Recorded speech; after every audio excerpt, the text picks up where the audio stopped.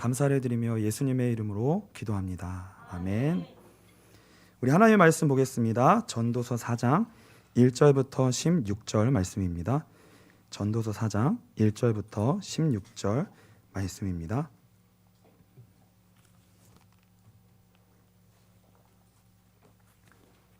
우리 한 절씩 교독하도록 하겠습니다. 내가 다시 해 아래에서 행하는 모든 학대를 살펴보았도다. 보라, 학대받는 자들의 눈물이로다. 그들에게 위로자가 없도다. 그들을 학대하는 자들의 손에는 권세가 있으나 그들에게는 위로자가 없도다. 그러므로 나는 아직 살아있는 산자들보다 죽은 지 오랜 죽은 자들을 더 복되다 하였으며 이 둘보다도 아직 출생하지 아니하여 해 아래에서 행하는 악한 일을 보지 못한 자가 더 복되다 하였도다. 내가 또 본즉 사람이 모든 수고와 모든 재주로 말미암아 이웃에게 시기를 받으니 이것도 헛되어 바람을 잡는 것이로다. 우매자는 팔짱을 끼고 있으면서 자기의 목만 축내는도다. 두 손에 가득하고 수고하며 바람을 잡는 것보다 한 손에만 가득하고 평온함이 더 나으니라. 내가 또 다시 해 아래에서 헛된 것을 보았도다. 어떤 사람은 아들도 없고 형제도 없이 홀로 있으나 그의 모든 수고에는 끝이 없도다. 또 비록 그의 눈은 부요를 족하게 여기지 아니하면서 이르기를 내가 누구를 위하여는 이같이 수고하고 나를 위하여는 행복을 누리지 못하게 하는가 하여도 이것도 헛되어 불행한 노고로다. 두 사람이 한 사람보다 나음은 그들이 수고함으로 좋은 상을 얻을 것임이라.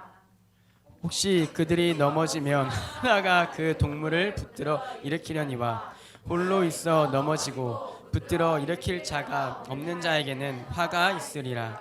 또 두 사람이 함께 누우면 따뜻하거니와 한 사람이면 어찌 따뜻하랴. 한 사람이면 패하겠거니와 두 사람이면 맞설 수 있나니 세 겹줄은 쉽게 끊어지지 아니하느니라. 가난하여도 지혜로운 젊은이가 늙고 둔하여 경고를 더 받을 줄 모르는 왕보다 나으니. 그는 자기의 나라에서 가난하게 태어났을지라도 감옥에서 나와 왕이 되었음이니라. 내가 본즉 해 아래에서 다니는 인생들이 왕의 다음 자리에 있다가 왕을 대신하여 일어난 젊은이와 함께 있고 그의 치리를 받는 모든 백성들이 무수하였을지라도 후에 오는 자들은 그를 기뻐하지 아니하리니 이것도 헛되어 바람을 잡는 것이로다. 아멘. 우리 옆에 분들 같이 인사했으면 좋겠습니다. 한 주간 수고 많으셨습니다. 네. 네, 누구나 마음에 칼을 품고 산다라는 제목으로 오늘 하나님 말씀 나누도록 하겠습니다. 지금 우리는 전도서를 통해서 인생의 허무함에 대해서 살펴보고 있습니다. 히브리어 원어로는 헤벨이라는 단어인데요. 이 단어는 단순히 허무하다, 헛되다라는 말로 표현할 수 없다고 우리가 계속 반복해서 이 말씀을 나누었습니다. 이 단어는 말로 설명할 수 없지만 지금 우리가 현실 가운데 실존적으로 경험하고 있고 우리가 느끼고 있는 지금 우리가 느끼고 있는 바로 그 마음입니다. 저는 이번 주에 여러분들이 이번 주 또 오늘 여러분들이 어떤 삶을 사셨는지 자세히 잘 모릅니다. 그러나 아마 어쩌면 롤러코스터로 탄 것처럼 오르락 내리락 하셨을지 모르겠어요. 마치 전쟁같이 일주일이 휘몰아치는 일들이 있으셨을지도 모르겠습니다. 어마어마한 일이 있었지만 옆에 계신 분들은 모르실 거예요. 왜냐하면 나에게만 닥쳤던 일이었기 때문에요. 아무도 모르는 거예요. 어떤 분은 살인 충동을 느끼셨을 수도 있고요. 아니면 죽고 싶다라고 하는 생각이 스쳐 지나갔을 수도 있습니다. 어떤 분들은 불같이 화를 내고 싸우셨을 수도 있고요. 아마 폭풍 같은 시간을 보내셨을지도 모르겠습니다. 근데 우리는 일상이 사실 그냥 평범하게 반복이 되니까 이게 일상이 하루하루 사라지는 게 그냥 당연하다, 쉽게 사는구나 다른 사람들 이렇게 생각할 수 있는데요. 사실 사람들 내면을 들여다보면은요, 어떻게 보면 이렇게 하루하루 진행되고 있는 이 일상이 사실은 몇십 번 벌써 폭파되었어야 정상인 그 일상들이요, 사실은 겨우겨우 넘어가지고 있는 거예요. 우리 안에 사실은 이미 폭탄이 있습니다. 근데요, 이 일상이 어떻게 반복되고 있냐, 우리 안에 있는 이 폭탄을요, 죽을 힘을 다해 오늘은 이걸 꼭 삼키고 오늘 터트리지 말고 내일 터트리자. 그러니까 오늘 참고 넘어갔기 때문에 내일로 넘기자, 이렇게 집어삼키셨기 때문에 일상이 지금 반복되고 있는 거예요. 그래서 한 주간 동안, 일주일 동안 벌써 많은 일들이 있으셨겠지만 오늘에까지 왔다는 거는 벌써 이런 고비들을 많이 넘겼다는 거거든요. 그래서 여러분은 이 폭탄을 받아서, 다른 사람의 폭탄을 받아서 삼키는 한 주를 보내셨습니까? 아니면 이 폭탄을 제조해서 옆에 있는 사람에게 넘겨주는 역할을 하셨습니까? 어떠셨어요? 이번 주에도 만약 삼키는 역할을 하셨다면 하나님이 주시는 위로가 오늘 있게 되시기를 축복합니다. 그럼 만일 폭탄 제조반이 있으시다면 네, 폭탄 제조반이 있으시다면 사실 그 폭탄 제조반은요, 본인이 그 역할을 하는 거 잘 몰라요. 그냥 받는 사람만 힘든 거거든요. 본인은 근데 우리도 모르게 그런 역할을 지금 하고 있을 수 있어요. 우리도요.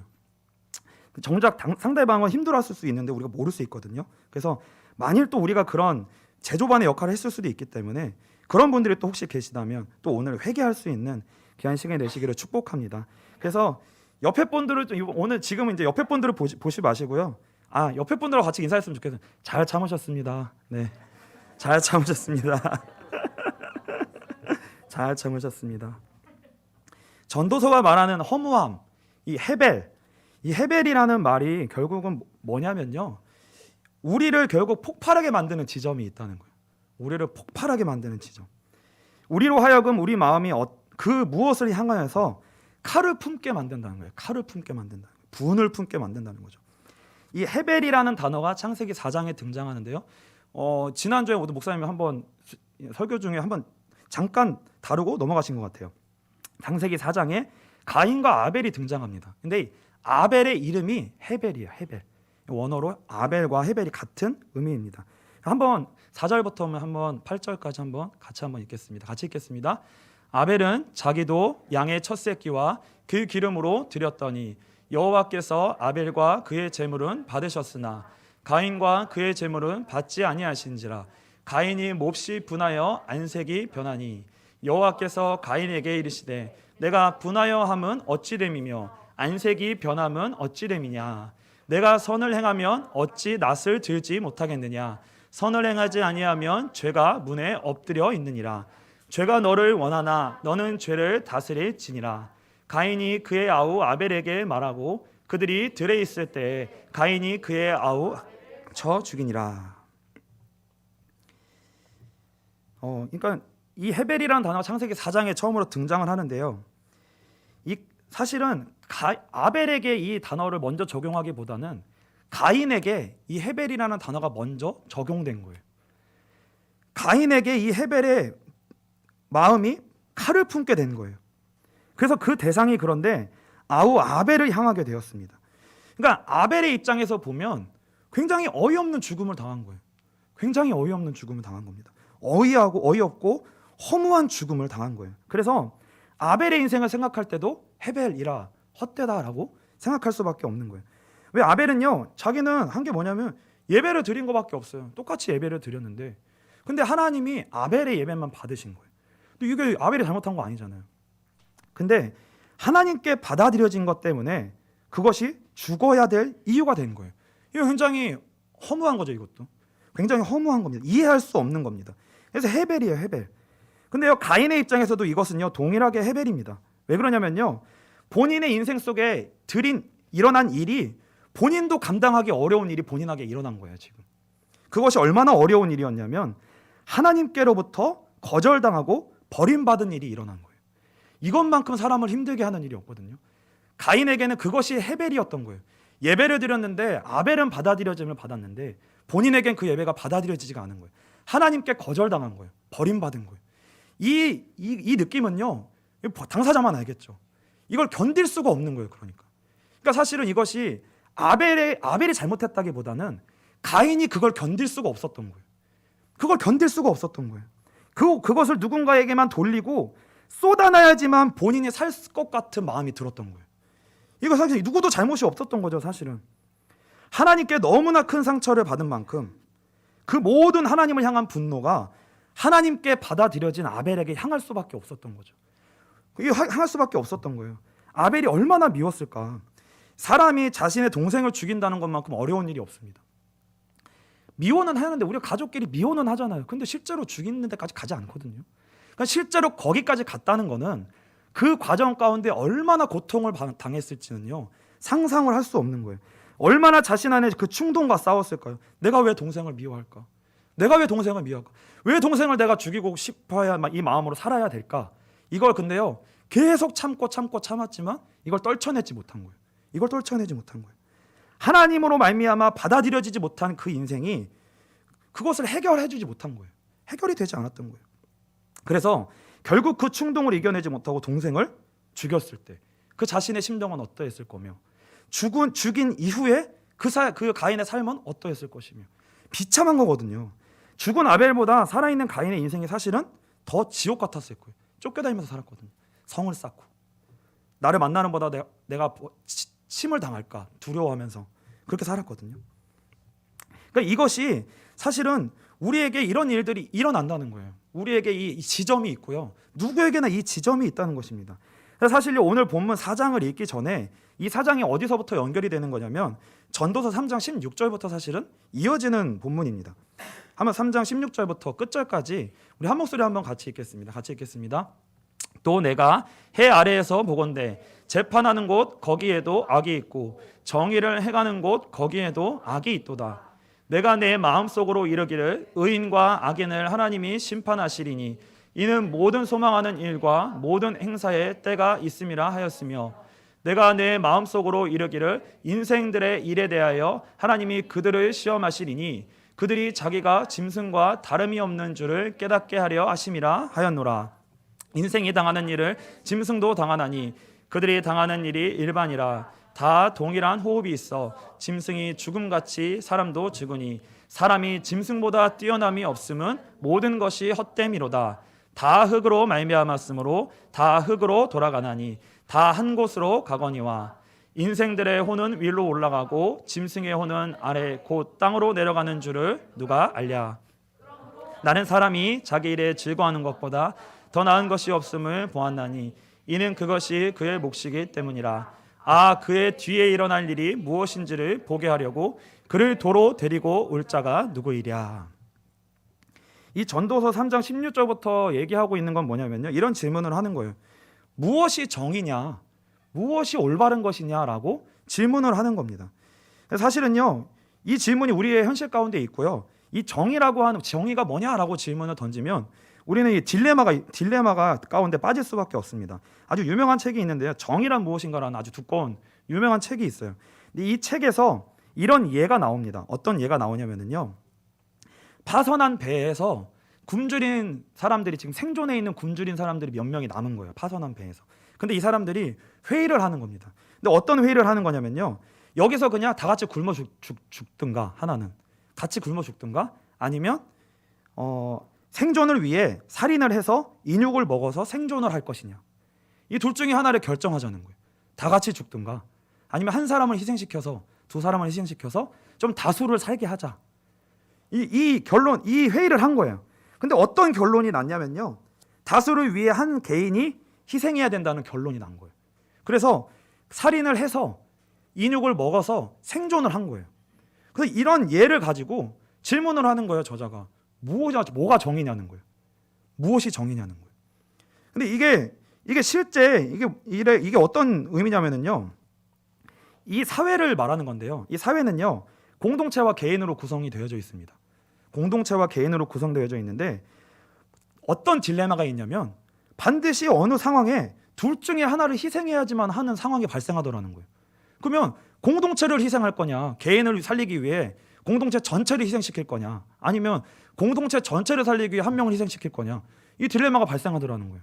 반드시 이게 발생하는 거예요. 그러니까 정의가 뭐냐는 거예요. 어디에도 정의가 없더라는 거예요. 살아남았는데 거기에 정의가 있냐? 그럼 다 같이 죽는 게 정의냐? 이거 어느 것도 답이 없는 거죠. 그래서 전도서 3장 16절 18절을 보시면, 다시 한번 보시면 이렇게 말씀하고 있습니다.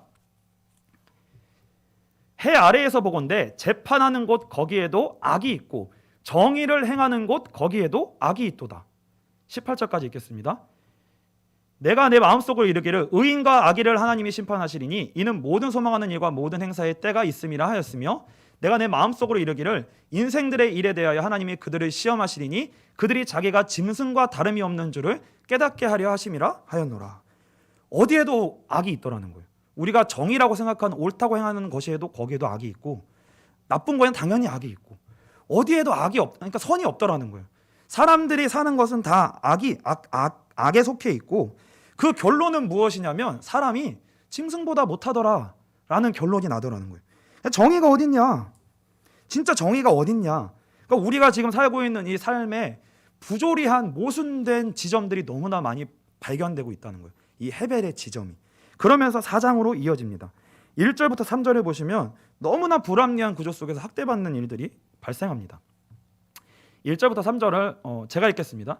내가 다시 해 아래에서 행하는 모든 학대를 살펴보았도다. 보라, 학대받는 자들의 눈물이로다. 그들에게 위로자가 없도다. 그들을 학대하는 자들의 손에는 권세가 있으나 그들에게는 위로자가 없도다. 그러므로 나는 아직 살아있는 산자들보다 죽은 지 오랜 죽은 자들을 더 복되다 하였으며 이 둘보다도 아직 출생하지 아니하여 해 아래에서 행하는 악한 일을 보지 못한 자가 더 복되다 하였도다. 이것은 무엇이냐면 우리가 열심히 노동하잖아요. 열심히 수고하는데 이 수고하는 사람이 어떤 구조에 있냐면 학대받는 구조에 있더라는 거예요. 억압받는 구조에. 근데 여기서 너무나 수고하고 있는데 거기다 학대를 받는데 근데 이 사람에게 위로자조차 없다는 거예요. 이런 일이 보니까 해 아래에서 살펴보니까 전도자가 살펴보니까 이런 일이 발생한다는 거예요. 근데 이게 얼마나 힘든 일이냐. 이걸 보고 있자니 힘든 일이냐. 태어나지 않는 게 낫다 차라리. 왜요? 이런 일을 안 보니까. 그러니까 이런 일이 우리의 삶에 사실 너무 많다는 거예요. 그래서 우리가 열심히 일하고 노동하는 그것이 너무나 헛되다라고 얘기하는 거예요. 그리고 4절은 또 이렇게 얘기합니다. 내가 또 본즉 사람이 모든 수고와 모든 재주로 말미암아 이웃에게 시기를 받으니 이것도 헛되어 바람을 잡는 것이로다. 이것도 무슨 말이냐면요. 1절에서 3절은 뭐냐면 수고하는 게 헛된 거예요. 수고하는 게 헛된 것으로 돌아가는데 4절은 뭐냐면 내가 수고하는 게 어떤 일을 성취해내는 거예요. 근데 그 성취해내는 사람에게도 헛됨이 발견되더라는 거예요. 그게 뭐냐면 이거예요. 쉬운 성경에 이렇게 되어 있습니다. 이 4절이요. 4절 한번 띄워주시고요. 제가 쉬운 성경을 읽을게요. 네, 이것이 쉬운 성경에는 어떻게 되어 있냐면 이렇게 되어 있습니다. 나는 또 깨닫기를 사람의 온갖 노력과 성취는 사실상 그 동기가 다른 사람들에 대한 경쟁심과 시기심에서 비롯된 것임을 알았다. 하지만 결국엔 그런 모든 수고 또한 헛되고 허무한 일이니 바람을 붙잡으려는 것처럼 부질없는 짓이다. 그러니까 이 사람이 온갖 노력, 수고와 모든 재주로 말미암아 어떤 성취를 이뤘어요. 근데 이 사람이 그렇게 열심히 살았던 이유가 뭐였냐? 들여다봤더니 시기심, 경쟁심으로 말미암아 그렇게 열심히 살았더라는 거예요. 그러니까 우리가 열심히 살아도 그러니까 1절에서 3절은 열심히 살고 싶은 마음이 없는 거예요. 그 구조 자체가 이상하니까. 근데 다른 구조는 4절은 또 뭐냐면 내가 열심히 살았어요. 근데 열심히 살 수 있을 수밖에 없었던 유일한 동기가 뭐냐면 시기심이었다는 거예요. 질투심이었다는 거예요. 내가 열심히 살고자 했던 그 모든 동기가 경쟁심과 시기심에서 비롯된 거라는 거예요. 그러니까 쉽게 말하면 우리가 열심히 살 동기, 참된 내용이 없다는 거예요. 열심히 살아야 될 내용이 없다는 거예요. 붙잡아야 돼. 시기심을 붙잡아야 열심히 살 수 있더라는 거예요. 시기심을 붙잡아야. 그런데 신기한 거는 뭐냐면 5절, 6절을 보시면 이렇게 우리가 열심히 살아가면은요 그 공동체가 반드시 깨어진다는 거예요. 4절, 5절과 6절을 한번 같이 읽겠습니다. 우매자는 팔짱을 끼고 있으면서 자기의 몸만 축내는도다. 6절입니다. 두 손에 가득하고 수고하며 바람을 잡는 것보다 한 손에만 가득하고 평온함이 더 나으니라.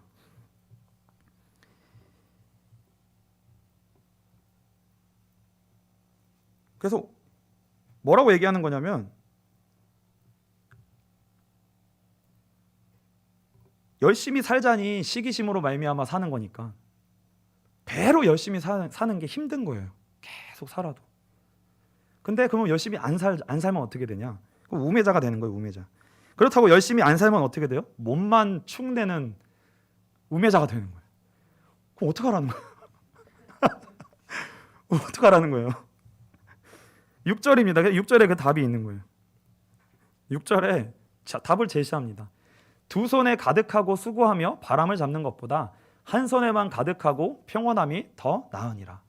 시기심으로, 그러니까 시기심 때문에 뭔가를 그 사람보다 더 이루기 위해, 옆에 있는 사람보다 더 이루기 위해 막 2배, 3배 열심히 두 손을 다 꽉 쥐고 성취하려고 하는 것보다 그냥 한 손에만 쥐고 내가 한 손의 것만 만족하면서 목표를 가지고 사는 것, 그러면서 평안한 것, 관계 가운데, 공동체 가운데 평안한 것, 그게 더 좋다라는 거예요. 그게 더 좋더라. 그러면서 8절부터 12절은 이제 공동체에 관하여서 이제 이야기 주제가 넘어갑니다. 8절부터 12절은 공동체의 필요성이 필요하다는 거예요. 그러니까 혼자 사는 것이 얼마나 힘든가, 이제 이렇게 이 얘기를 해요. 이제 혼자 사는 게 얼마나 힘든가. 한번 8절부터 12절 한번 읽어보시면 마음이 아픕니다. 마음이 너무 쓰려요. 8절 제가 읽을게요. 같이 읽으면 다 같이 힘이 빠지니까 제가 읽겠습니다. 어떤 사람은 아들도 없고 형제도 없이 홀로 있으나 그의 모든 수고에는 끝이 없도다. 또 비록 그의 눈은 부요를 족하게 여기지 아니하면서 이르기를 내가 누구를 위하여는 이같이 수고하고 나를 위하여는 행복을 누리지 못하게 하는가 하여도 이것도 헛되어 불행한 노고로다. 두 사람이 한 사람보다 나음은 그들이 수고함으로 좋은 상을 얻을 것임이라. 혹시 그들이 넘어지면 하나가 그 동물을 붙들어 일으키려니와 홀로 있어 넘어지고 붙들어 일으킬 자가 없는 자에게는 화가 있으리라. 또 두 사람이 함께 누우며 따뜻하거니와 한 사람이면 어찌 따뜻하랴. 12절입니다. 한 사람이면 패하겠거니와 두 사람이면 맞설 수 있나니 세 겹줄은 쉽게 끊어지지 아니하느니라. 그래서 뭘 말하는 거예요? 우리가 시기심으로 공동체가 깨어지는 것 가운데 그렇게 인생을 살아가는 것이 좋지 않다는 거예요. 그래서 결국은 뭐예요? 좋은 공동체를 만나야 된다는 거예요. 우리가요. 좋은 공동체를 만나야 된다는 것입니다. 혼자 사는 것은 어려워요. 힘들어요. 외롭습니다. 그 외로운 거예요. 그래서 두 겹줄보다 세 겹줄이 낫다는 거예요. 두 겹줄보다 세 겹줄이 낫다는 거예요. 그래서 이 좋은 공동체를 필요로 한다는 것으로 연결이 됩니다. 그러면서 마지막을 보시면 14절부터 16절을 보시면 굉장히 아주 재밌는 얘기가 나와요. 14절부터 16절 우리 같이 한번 읽겠습니다. 같이 읽겠습니다. 그는 자기의 나라에서 가난하게 태어났을지라도 감옥에서 나와 왕이 되었음이니라. 내가 본즉 해 아래에서 다니는 인생들이 왕의 다음 자리에 있다가 왕을 대신하여 일어난 젊은이와 함께 있고 그의 치리를 받는 모든 백성들이 무수하였을지라도 후에 오는 자들은 그를 기뻐하지 아니하리니 이것도 헛되어 바람을 잡는 것이로다. 이게 무슨 이야기냐면요, 이 두 사람의 대비가 있는 거예요. 한 사람은 어떤 사람이냐면 가난하지만 지혜로운 젊은이가 있습니다. 그리고요, 한 사람은 왕인데요, 부한 왕인데 근데 이 사람은 어리석은 사람이라고 나와요. 이 두 사람이 대비를 합니다. 근데 보통 이제 성경에서는 나이를 먹은 사람을 지혜롭다고 여기고 어린 사람은 지혜가 없다라고 얘기하거든요. 근데 여기서만 신기하게 나이가 있는 사람을 지혜가 없다라고 얘기하고 지금 가난하고 젊은 사람을 지혜가 있는 사람으로 묘사를 해요. 그래서 보시면요, 이 왕의 어리석음에 대하여서 얘기하는데 이 어리석음은 어떤 의미냐면요, 이런 의미입니다. 이 왕이 어떤 사람이냐면 경고를 받을 수 있어야 되잖아요. 왕이라면 다른 주변의 사람들로부터 경고를 받을 수 있어야 되는데 그 경고를 어떻게 받아야 되는지에 대한 방법을 모른다는 거예요. 그것을 보고 오늘 이 성경은 이 둔하여 경고를 받을 줄 모르는 왕보다 낫다. 그러니까 경고를 받을 방법을 모르는 거예요. 다시 말하면, 자세하게 말하면 이 왕은 타인의 충고와 훈계를 어떻게 수용해야 되는지에 대한 그 방법을 인지할 능력이 없는 거예요. 그러면 여러분들 생각을 해보세요. 이 옆에 사람에게 조언을 막 해주는데 이 왕이 조언을 들을 수 있는 귀가 없어요. 그리고 조언을 이해할 수 있는 지식이 없는 거예요. 이게 이런 겁니다. 이렇게 하면 훨씬 좋습니다 하면 그걸 그래. 그럼 이해하고 깨달아야 되잖아요. 근데 그 깨달을 지혜가 없는 거예요. 얘기를 해주는데 안 깨달아지는 거예요. 이런 지도자가 있는 나라면 어떠시겠어요? 여러분들이 사는 나라의 지도자가 얘기를 하는데 못 알아들어요. 얼마나 답답하겠어요. 그 왕이 통치하는 나라가 얼마나 답답하겠어요. 사실은 저와 여러분이 지금 살아가고 있는 이 구조 자체가 그런 구조 가운데 있다는 거예요. 딱 답답한 위치에 있다는 거예요. 예를 들면 멀리 얘기 안 해도 선거하고 이 정치인들을 보면 우리 위에 있는 구조잖아요. 근데 그분들이 서울도 나오고 되게 똑똑한 것 같은데 또 우리가 봤을 때 보면 그 지혜만큼 뭔가 이렇게 하지 못하는 것처럼 우리가 느끼잖아요. 답답함을 느끼잖아요. 그러니까 우리의 생각에는 항상 이런 마음이 드는 거예요. 높은 위치에 있는 사람들이 좀 지혜롭게 행한다면 많은 문제들이 해결되지 않을까. 너무 답답한 거예요. 답답한 일이 너무 많아요. 근데 그렇지 않은 것이 현실이더라는 거예요. 실제로 우리가 만나는 현실은. 근데 감사한 소망이 뭐냐면 그런 왕이 다스리는 이상한 나라에 무슨 일이 있냐면 그 나라에 최악의 자리, 가난한 자리에 있는 지혜로운 젊은이가 있다는 거예요. 그 나라에. 그 왕이 다스리는 나라에 그런 젊은이가 있더래요. 근데 이 젊은이가 어디에서 가게 되냐면 그 나라에 최악의 자리, 가난할 뿐만이 아니라 어디까지 가냐면 감옥에까지 가는 일이 벌어집니다. 감옥에까지 가는 일이 벌어져요. 근데 그 감옥까지 가는 자리에서도 거기서 이 지혜로운 젊은이가 거기서 왕의 자리까지 올라가는 일이 벌어지더라는 거예요. 그러니까 이상한 통치자가 있는 그 나라에도 이런 가난하고 최악의 자리에 있는 지혜로운 젊은이가 그 안에서 나오더라는 거예요. 굉장히 소망이 좀 있는 거죠. 답답한 마음에 그래도 좀 소망이 있는 내용입니다. 근데요, 이 전도서는 끝까지 읽어봐야 돼요. 끝까지 읽어봐야 돼요. 끝절이 무슨 내용이 나오냐면요. 한번 끝에 한번 봤으면 좋겠습니다. 15절, 16절 한번 제가 다시 읽겠습니다. 내가 본즉 해 아래에서 다니는 인생들이 왕의 다음 자리에 있다가 왕을 대신하여 일어난 젊은이와 함께 있고 그의 치리를 받는 모든 백성들이 무서워했을지라도 후에 오는 자들은 그를 기뻐하지 아니하니니 이것도 헛되어 바람을 잡는 것이로다. 이게 무슨 말이냐면요, 말도 안 되는 답답한 왕이 다스리던 나라에 그 나라에서도 이 지혜로운 자다가 나오더라는 거예요. 그래서 왕의 자리까지 올라가더라는 거예요. 그러면 그 사람이 왕의 자리에 올라갔어요. 그러면 이게 바뀐 거잖아요, 구조가. 그 얼마나 좋겠어요. 얼마나 그 백성들이 그 당시에 좋아했겠어요. 얼마나 좋아했겠어요. 그래서 이전 왕의 통치를 받던 사람들은요, 그 새로운 왕이 등극하니까 굉장히 좋았을 거예요. 그런데 이 신기한 건 뭐냐면요, 이 젊은이가 이제 왕이 돼서 어느 정도 통치를 쭉 할 거 아니에요. 그러다 보면 후대들이 태어날 거 아니에요. 그럼 그 후대들은 이 왕이 다스리는 나라에서 처음부터 태어난 거잖아요. 그럼 이 후대들에게는 이 왕이 귀한 줄 모르더라는 거예요. 이 왕이 귀한 줄 모르더라는 거예요. 그래서요, 그 나라에 살게 되는 후대들은요, 그 왕을 기뻐하지 않더라는 거예요. 그리고 어떻게 생각하겠어요? 더 좀 좋았으면 좋겠다. 야, 이 왕보다 좀 더 좋은 왕이 있었으면 좋겠다. 이렇게 또 생각하더라는 거예요. 그러니까 또 뭐예요? 또 헛되더라는 거예요. 그러니까 결국 전도서가 하고 싶은 말이 뭐예요?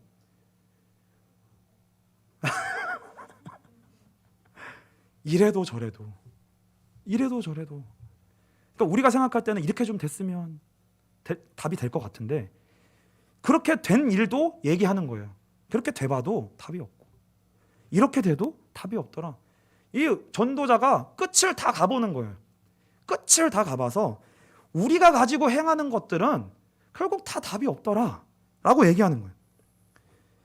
그래서 우리 안에 뭐가 자꾸 남는 거예요? 답이 없으니까 계속 칼을 품게 되는 거예요. 우리 마음이 분을 품게 되는 거예요. 근데 이 분을 그 누구도 해결해 주지가 않는 거예요. 그 어떤 방법으로도 해결이 안 되는 거예요. 이게 이 폭탄이, 우리 안에 있는 이 폭탄이. 이 전도서가 얘기하는 거예요. 헛되다. 정의가 어디 있냐는 거예요. 근데 피해자는 누구만 있냐? 모든 사람이에요. 모든 사람. 가인도 피해자고 아벨도 피해자예요. 피해자밖에 없어요. 그래서 결론을 이제 맺으려고 하는데요. 결국 우리에게 필요한 것은 무엇이냐면요, 하나님의 은혜입니다. 하나님의 은혜예요. 은혜가 진짜 무엇이냐면, 은혜가 우리 가운데 하나님이 주시는 은혜가 정말 우리에게 임하면 그 은혜가 우리에게 하는 일이 무엇이냐면 우리 마음에 있는 칼을 내려놓게 하는 거예요. 그러니까 우리는 우리 마음의 칼을 들었다 놨다 하거든요. 맨날 들었다 놨다. 근데요, 정말 하나님이 주시는 은혜가 우리 가운데 임하게 되면 이 폭탄을 삼키게 되는 거예요. 이 폭탄을 삼키게 되는 거예요. 근데 무엇이 우리로 하여금 이 마음에 있는 칼을 내려놓게 하고 폭탄을 삼키게 하냐? 무엇이 우리를 그 길로 가게 하냐? 예수 그리스도의 십자가가 그렇게 한다는 거예요. 예수 그리스도의 십자가. 그러니까 예수 그리스도의 십자가가 아니고서는 정의가 없다는 거예요. 정의는 뭐냐면 실제로 희생하고 희생을 해야 될 뿐만 아니라 대신 죽어야 돼요. 죽어줘야 돼요. 그러니까 우리에게 있는 칼은 누구를 잡지 않으면 절대로 없어지지 않아요. 누구에게 쏟아내지지 않으면 없어지지 않아요. 그러니까 누군가 이걸 다 받아내야 된다는 거예요. 그래야지만 이 죄가 해결된다는 거예요. 죄는요 절대 해결이 안 되고요. 반드시 사람을 잡아야 돼요. 우리 안에 있는 죄는 누구를 반드시 잡아야 됩니다. 안 끝나요. 근데요 그걸 잡으면 내가 그러면 구원을 받냐? 아니에요. 그 사람도 죽고 나도 죽는 거거든요. 우린 다 죽는다는 거예요. 그러니까 길은 예수 그리스도께서 모든 죄를 대신하여 본인이 모든 분노를 집어삼키셔서 본인이 모든 것을 받아내시는 거예요. 그게 정의인 거예요. 그것만 정의예요. 우리는요 다 말만 해요. 아무도 그 길을 가지 못합니다.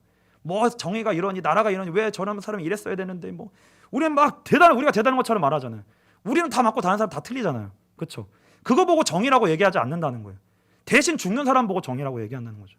우리는 정의를 이룰 수 없는 거예요. 우리는 말만 하는 거예요. 그리고 뭐라고 얘기하는 거예요? 네가 좀 죽어라 대신. 누가 나를 위해서 좀 대신 죽어줘라 이렇게 얘기하는 거예요. 맨날. 왜 이렇게 세상은 이러냐? 저 사람은 왜 이러냐? 나는 좀 안 그랬으면 좋겠는데. 나 마음은 안 그런데. 왜 이렇게 이상하게 살아가는 사람만 투성이냐? 거기에 정의가 없다는 거예요. 정의가 어디에만 있냐? 예수 그리스도의 십자가 안에만 있다는 것입니다. 이 십자가. 그래서 아벨은요. 예수 믿는 자의 인생이 어떠한지를 아주 단편적으로 보여준 거예요. 예수 믿는 자의 인생이 어떠한지. 이 땅에서 억울하게 이유도 모르고 죽었어요. 아벨은. 근데 믿음의 대열에 들어갔거든요. 근데요. 이게 정말 얼마나 억울해요. 근데 설명이 없어요. 이게 뭔가. 이 인생이 뭔가. 구원받은 인생인데 이게 뭐예요? 이게 뭔가. 근데 하나님이 그 가인과 아벨 이후의 역사 속에 구속사의 역사 속에 아벨의 죽음이 담고 있는 것이 뭘 의미하는가를요. 그 안에 엄청난 게 함축되어져 있는 거를 그 안에 하나님의 모든 마음이 사실 담겨 있거든요. 근데 이거를 그 이후의 역사 속에요. 그 하나님의 마음, 그 안에 담겨져 있는 내용들을 사실 쭉 펼쳐 놓아서 그걸 계속 설명해 주시는 거예요. 아벨의 죽음이 우리가 느낄 때는 이해가 안 되고 함축적으로는 모순인 것처럼 보이지만 이게 뭐야? 예수 믿는 게 이런 거야? 라는 것처럼 보이지만 그 안에 담긴 내용이 무엇인데 성경 66권을 통해서 계속 그거를 설명해 주시는 거예요. 계속. 그래서 하나님 안에 감추어졌던 이해되지 않고 설명되지 않던 모든 의문이 사실은 다 어디에서부터 결정적으로 다 드러나냐? 예수님의 십자가를 통해 하나님이 우리에게 모든 걸 다 설명해 주시는 거예요. 하나도 이해가 안 돼요. 우리는요. 그 전에는요. 우리가 예수 그리스도의 십자가를 이해하지 못하면요. 우리의 인생은 아무 누구도 이해가 되지 않아요.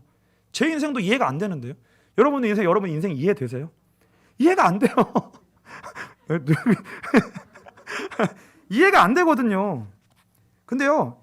십자가를 통해 하나님이 우리에게 아벨의 죽음 속에 그 억울함에 감춰져 있던 담아놨던 감축되어 있던 하고 싶은 그 하나님의 모든 말을 그 안에서 다 쏟아내시는 거예요. 그래서 뭐예요? 은혜가 뭐예요? 그 십자가로 말미암은 하나님의 음성을 듣는 자가 은혜 받은 자예요. 그것이 계속 들리는 자. 그게 자꾸 깊게 넓게 이해되는 자. 십자가를 통해 일하시는 그 하나님이 자꾸 다가오는 사람.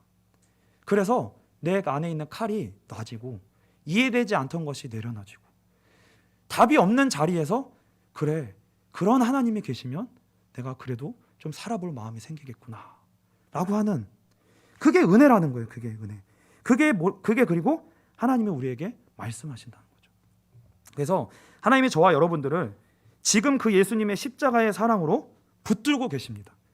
그 사랑으로 붙들고 계신 자리가 우리의 자리예요. 그러니까 십자가를 빼놓고 우리의 삶을 이해하면 이해가 안 되는 거예요. 이해가 안 돼요.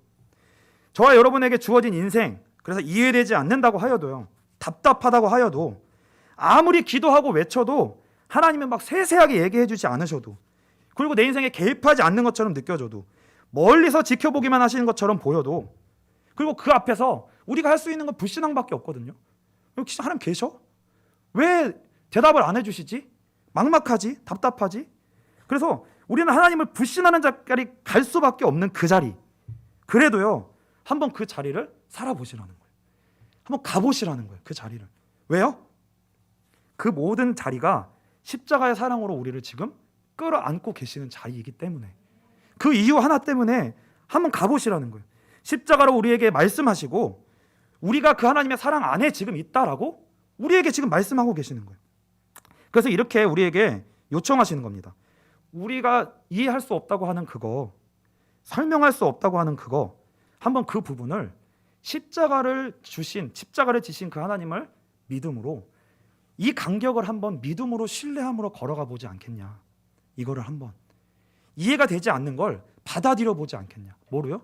십자가를 주신 하나님을로 말미암아 이걸 내가 이해해달라고 요청하는 게 아니라 이걸 받아들이고 한번 걸어가 보지 않겠냐 라고 우리에게 요청하신다는 거예요.